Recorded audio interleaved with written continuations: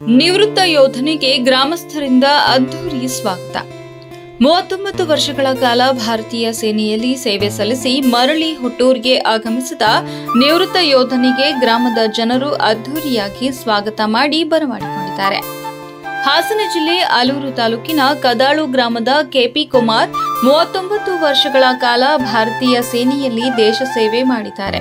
ಇದೀಗ ನಿವೃತ್ತಿಯಾಗಿ ಗ್ರಾಮಕ್ಕೆ ಬರುತ್ತಿದ್ದಂತೆ ಗ್ರಾಮದ ಯುವಕರು ಹಾಗೂ ಜನರು ಮೆರವಣಿಗೆ ಮೂಲಕ ಗ್ರಾಮಕ್ಕೆ ಬರಮಾಡಿಕೊಂಡ್ರು.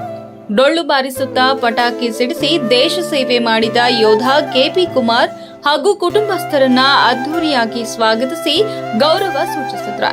ಗೌರವ ಸ್ವೀಕರಿಸಿದ ನಿವೃತ್ತ ಯೋಧ ಕೆಪಿ ಕುಮಾರ್ ಮಾತನಾಡಿ, ಯುವಕರು ಹೆಚ್ಚಿನ ಸಂಖ್ಯೆಯಲ್ಲಿ ಸೈನ್ಯಕ್ಕೆ ಸೇರಬೇಕು, ಭಾರತ ಮಾತೆಗೆ ಸೇವೆ ಸಲ್ಲಿಸಿ ದೇಶಭಕ್ತಿ ಮೈಗೂಡಿಸಿಕೊಳ್ಳಬೇಕು ಎಂದು ಕರೆ ನೀಡಿದರು.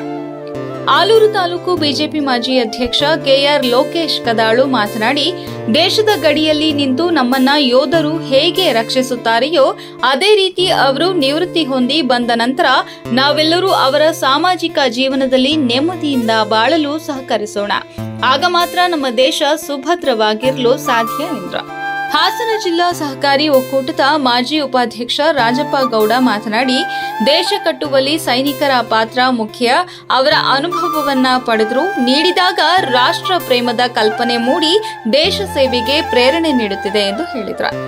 ಆರ್ಎಸ್ಎಸ್ ಯುವ ಮುಖಂಡ ಹಾಗೂ ವಕೀಲ ನರೇಶ್ ಮಾತನಾಡಿ, ಮನೆಯಲ್ಲಿ ಅದೆಷ್ಟೇ ಕಷ್ಟ ಇದ್ರೂ ಸಹ ನನಗೆ ದೇಶ ಸೇವೆಯೇ ಮುಖ್ಯ ಎಂದು ಯೋಧ ಕುಮಾರ್ ಅವರು ತಲೆ ಬಿಡದೆ ಸುಮಾರು 39 ವರ್ಷಗಳ ಕಾಲ ಸೇವೆ ಸಲ್ಲಿಸಿ ದೇಶದ ನಾನಾ ಭಾಗಗಳಲ್ಲಿ ಕರ್ತವ್ಯ ನಿರ್ವಹಿಸಿ ಸೈ ಎನಿಸಿಕೊಳ್ಳುವ ಮೂಲಕ ಯುವಕರಿಗೆ ಮಾದರಿಯಾಗಿದ್ದಾರೆ ಎಂದರು.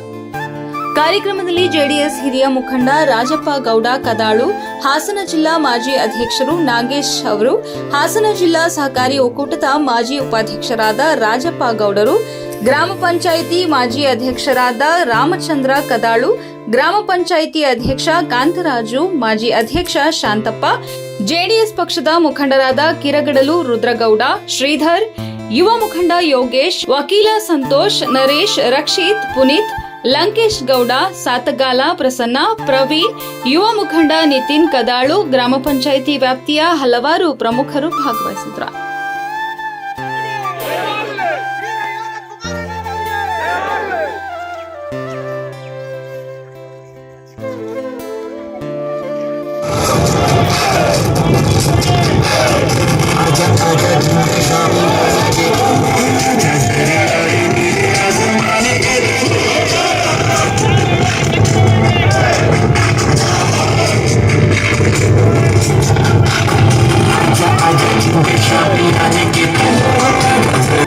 ಆರೋಗ್ಯವಂತ ಐಶ್ವರ್ಯವನ್ನು ಕೊಟ್ಟು ಕಾಪಾಡಲಿ ಅಂತೇಳಿ ನಾನು ದೇವರನ್ನ ಬೇಡ್ಕೊಳ್ತಾ ಇಷ್ಟು ಮಾತನಾಡೋದಕ್ಕೆ ಅವಕಾಶ ಕೊಟ್ಟಂತ ವೇದಿಕೆ ಎಲ್ಲ ಗಣ್ಯರಿಗೆ ಗ್ರಾಮಸ್ಥರಿಗೆ ವಂದಿಸಿ ನನ್ನ ಮಾತನ್ನು ಮುಗಿಸ್ತೇನೆ.